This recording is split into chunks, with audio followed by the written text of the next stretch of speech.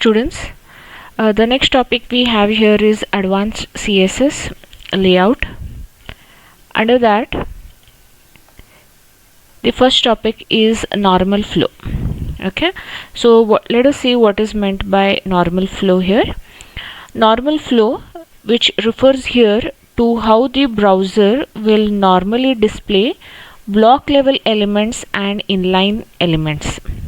Okay, so here we'll be having two types of elements, block level elements and inline elements, and normal flow refers to how the browser will display this block level elements and inline elements in its browser. Okay, so prior to saying how it displays these two elements, we need to know which elements are known as block level and which elements are known as inline. Then later on we can see how they are displayed by the browser. Okay, so the first one to see here is the block level elements. Block level elements are the elements which create their own block or they create their own container. So the elements which come under block level elements are p element, div element, this table element, ul element, and table. This has been misprinted here. Table has come twice. Instead of the last table we have the heading elements s2, s3, like that. Okay, are each contained on their own line. So P, we know it is used for paragraph, D is used for division, table is used for having the table contents such as TR, TD and so on, and UL element is unordered list, and the last one which I said, this is misprinted here, it is the headings. Okay, H2, H1, so on up to H6, they are all known as block level elements, and each are contained on their own line. Okay, they are displayed on their own line and they create their own block. They create their own block and they have their own container. Okay, they begin with the line break. They begin with a line break. That means if you are having many block level elements such as paragraph, div, table, UL, they do not appear side by side. They do not appear side by side. They all begin with a new line. That is, they begin with a line break. Okay, and two block level elements can't exist on the same line. Two block level elements such as paragraph, div or table, UL, they will not appear on the same line. They have to appear on each on single line. Okay, so every single line they appear, two block level elements do not appear on the same line. Okay, so we have never seen as whereas paragraph and table appearing on the same line. Okay, we never see a content like that. Browser will not display it in that way. Paragraph is displayed separately and table is displayed separately on their own lines. Okay, so to review here what it is, block level elements are the elements which are contained on their own line. They create a block of theirs and they begin with a line break. They begin with the line break, and two block level elements can't exist on the same line. Which are the elements which come under block level elements are paragraphs, divisions, table, unordered list and headings. Okay, so let us see an example of that. Okay, so here you can see there is a figure here. Okay, so this is the first one. What we have is H1, which is used for heading. It is appearing on its own line. Then next we have here unordered list. It has created its own block. Then we have here paragraph, division, H2, paragraph. Okay, so these all elements have created their own block. Okay, they have created their own block and they appear from top to bottom by the browser. Okay, they do not appear left to right or side by side. Okay, because block level elements do not appear on the same line. So they appearing side to side is not correct. So they have to appear top to bottom by the browser and on their own lines. Okay, with a line break. Okay, so let us see what they have written here. Each block exists on its own line and is displayed in normal flow from the browser windows top to its bottom. Okay, block level elements have their own line and they are displayed by the browser from top to its bottom. By default, each block element fills up the entire width of its parent. Okay, so the browser's entire width is taken by the block. Okay, it's taken by the block. You can use CSS box model properties to customize, for instance, the width of the box and the margin space between other block level elements. That means if you want to change the width of this block, okay, by default it will take the width of the browser itself. Okay, but if you want to change the width of this block or the margin space between two block level elements, you can make use of CSS box model properties. So there are CSS properties which will help us to change the width as well as the space between the block level elements. Okay, so these are this is how block level elements appear. They appear on their own line.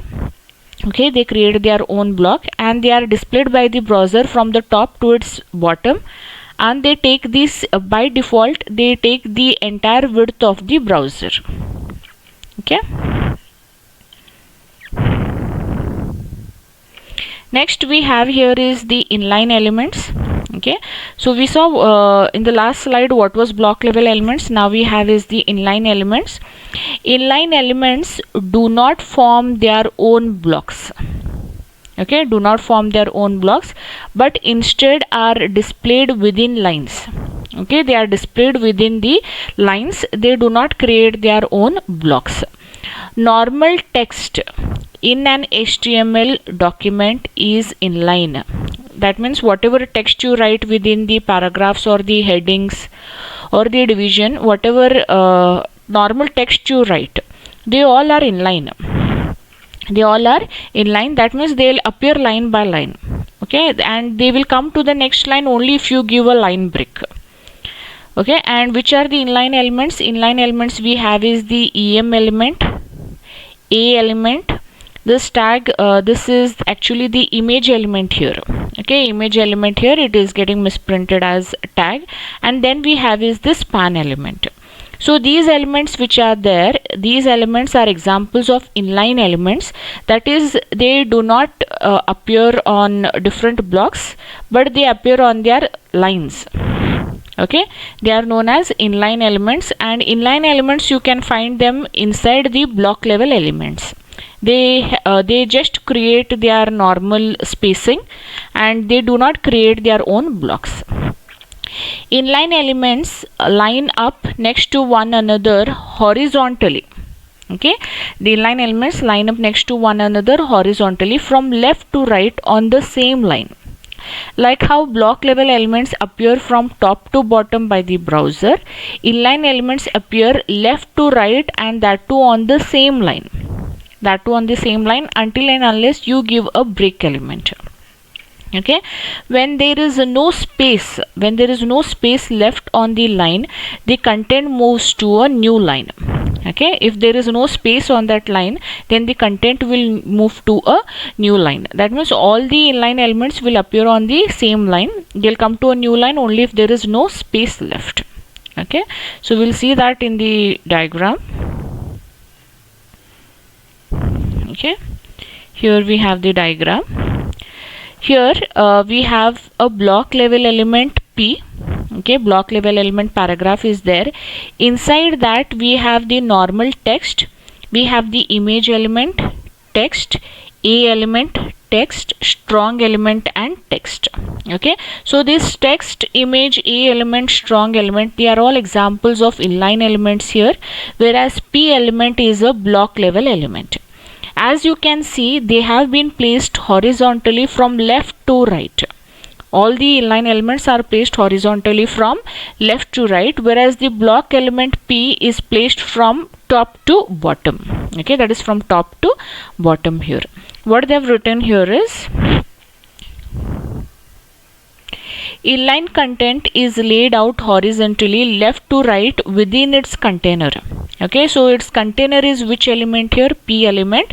Inline content is laid out horizontally left to right within its container. Once a line is filled with content, the next line will receive the remaining content and so on. Okay, that means we have here text element, image element, text element. Once the width of the browser space ends, the inline elements will move on to the next line again from left to right. Okay, here the content of the P element is displayed on two lines. It is displayed on two lines here. Okay, next diagram. Here it is the same P element as above, but the browser width is reduced here. Okay, browser width is reduced. If the browser window resizes,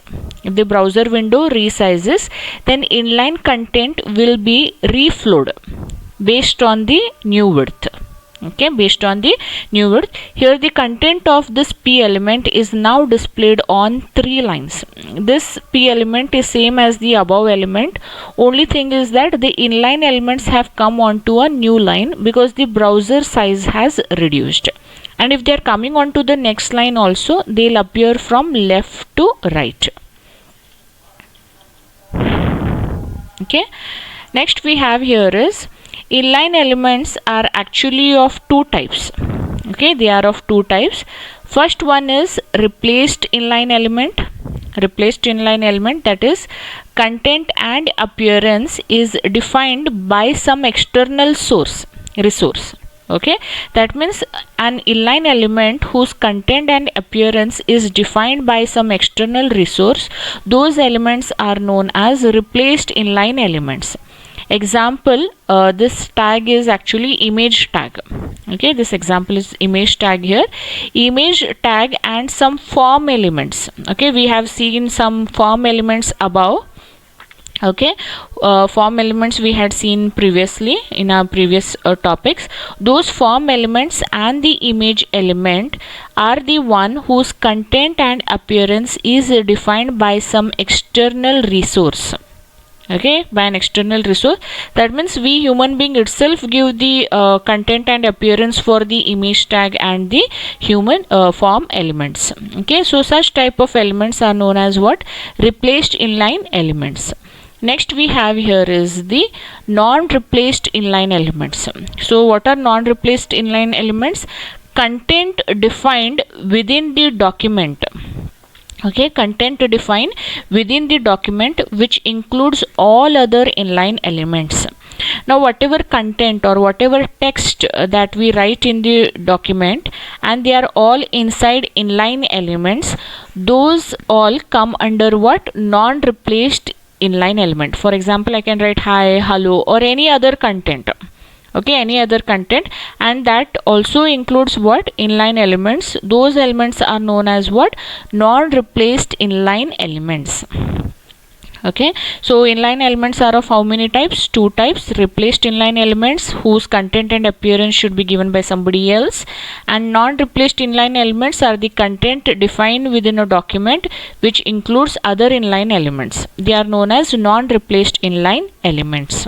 Okay, next what we have here is in a document with normal flow, block level elements and inline elements work together.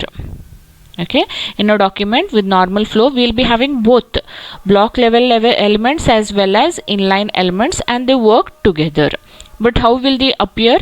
Block level elements will flow from top to bottom and inline level elements will flow from left to right.